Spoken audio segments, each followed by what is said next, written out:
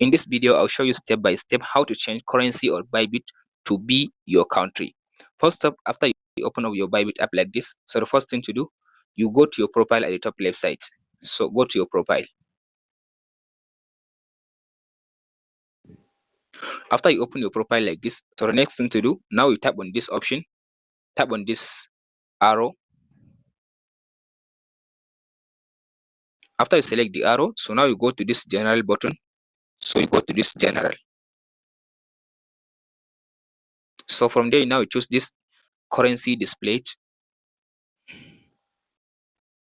So the currency displayed now is USD. So if you want, you can just go scroll to down and select the currency of your country. So for my country is here is now NGN. I'll select this one.